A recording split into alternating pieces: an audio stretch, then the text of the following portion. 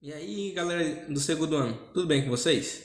Vamos dar continuidade aí ao estudo de termologia, agora falando sobre mudanças de fase, tá? E eu vou verificar quem está assistindo as aulas, então deixa aqui embaixo nos comentários um joinha, deixa o like, que é para mim ver quem está colaborando aí com os vídeos, tá bom? Então, vamos nessa? As fases da matéria, né? Dependendo da temperatura e da pressão que a matéria está submetida, uma substância é encontrada em uma das seguintes fases, né? Sólida, líquida ou gasosa. Pessoal, não existe só três fases da matéria, sólido, líquido e gasoso. Existe muito mais estados físicos, como o plasma, por exemplo, tá bom? Então, depois de dar uma pesquisadinha aí sobre outros estados físicos da matéria.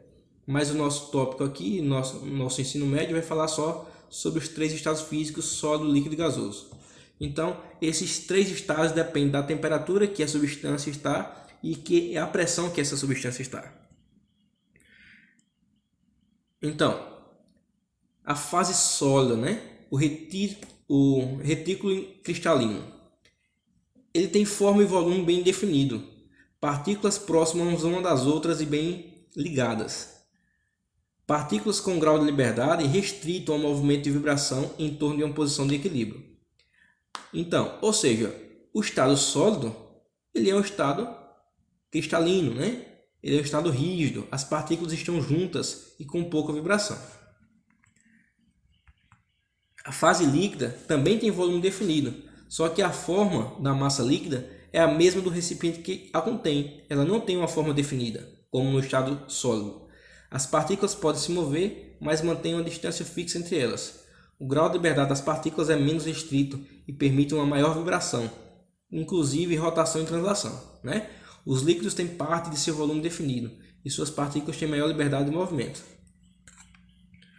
A fase gasosa assume o volume e a forma do recipiente que contém esta massa. As partículas estão praticamente livres umas das outras. O movimento é permanente e desorganizado, né? As partículas estão loucas, né? Tudo batendo umas nas outras aí com um movimento desorganizado. Então, uma substância ela pode mudar de fase, tá bom? Então, ela pode aí sair do sólido e ir diretamente para o gasoso, do gasoso para o líquido, do líquido para o gasoso, enfim. Vamos ver como ocorre essas mudanças de fase. Quando a pressão é constante, o grau de vibração das partículas que compõem uma substância, isto é, sua temperatura, determina a fase, né? Se é sólida, líquida ou gasosa, e que ela se encontra. A seguir, nomeamos diversas mudanças de fase. Pessoal, vamos começar aqui com a solidificação. O que é solidificação?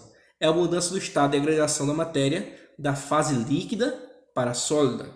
Ou seja, congelar, né? O famoso congelar. Se eu pegar água e colocar no congelador, eu vou congelar a água, ou seja, vou solidificar ela. Então, solidificação é do líquido para o sólido.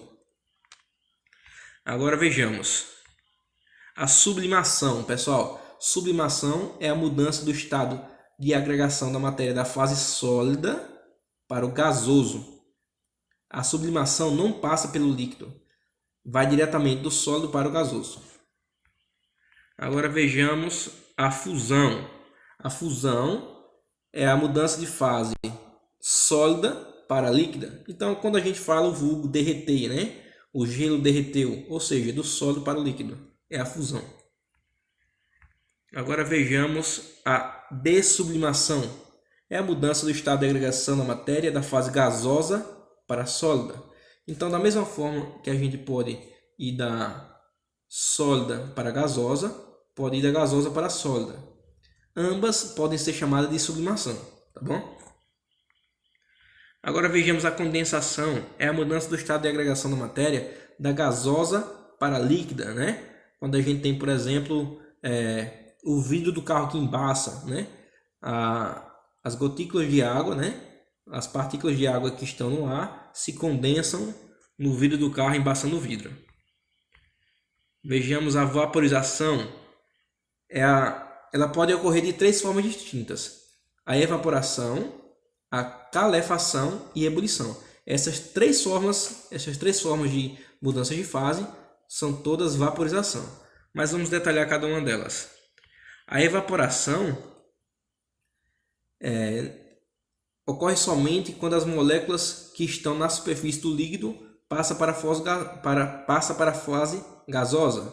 Ou seja, quando eu tenho, por exemplo, um piso molhado, né, esse piso seca ao ar livre. Quando eu estendo a roupa no varal, essa água que sai de forma evaporada, evaporação. Pessoal, agora calefação, tá bom? A calefação, ela ocorre de forma brusca. Quando a gente pega uma panela quente, dá um pinguinho de água nessa panela, faz, né? Então isso aí é a calefação. E a ebulição, não tão brusca como a calefação, mas a ebulição ela também ocorre de forma mais rápida, né? A temperatura está em uma temperatura maior. Geralmente a ebulição ela marca o ponto de ebulição de certa substância, como a água, por exemplo, que é 100 graus Celsius, né? Agora veja só, pessoal. Para que ocorra mudança de fase, a substância precisa de energia, ela gasta energia, certo? Ou ela tem que ganhar energia, no caso por exemplo, da evaporação, certo? A roupa que está no varal, ela recebe energia do sol e se evapora. Ela sai do estado líquido para o gasoso. Então ela recebeu a energia do sol. Sem a energia do sol não é possível. Ou ela pode perder também. Por exemplo, quando a gente coloca água no congelador. A geladeira vai retirar a energia do material e esse material vai solidificar. Então, essa energia necessária para a mudança de fase é chamada de calor latente. O calor latente é a energia necessária para que a substância mude de fase.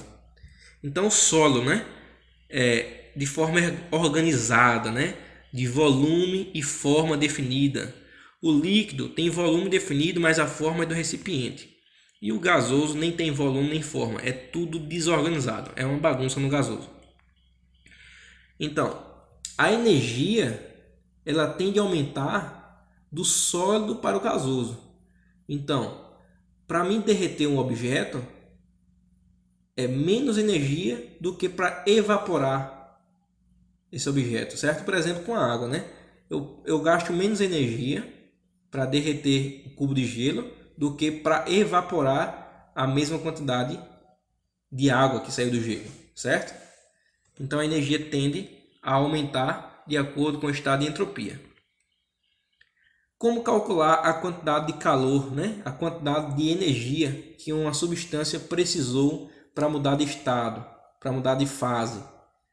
A equação é dada pela equação Kimolle, onde Q é a quantidade de calor, energia, massa é M e L é o calor latente.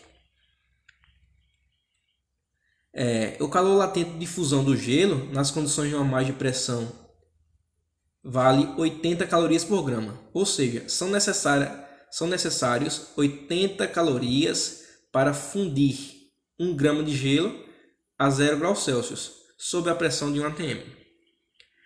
Então, o calor latente de fusão do gelo é maior que zero. Já o calor latente de vaporização também é maior que zero. E o calor de solidificação é menor que zero. O de condensação é menor que zero. Certo?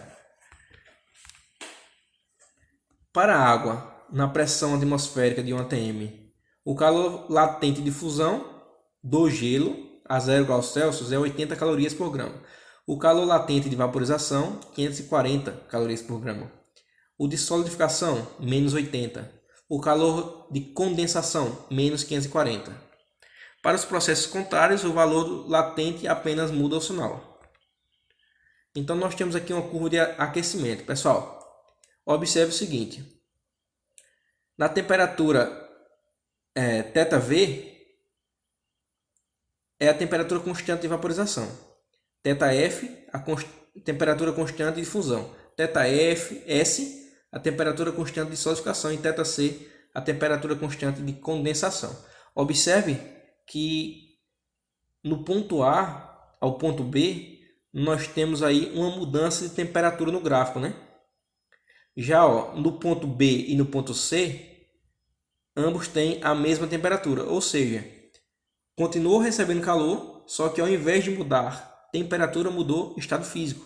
Então aqui eu tenho uma mudança de estado, provavelmente do sólido para o líquido. E no ponto D e F eu também tenho uma constante temperatura. Isso significa que também houve outra mudança de estado físico, ou seja, do líquido para o gasoso.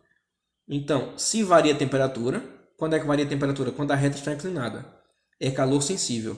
Se a reta é uma reta constante, como BC e DE, isso é calor latente, tá?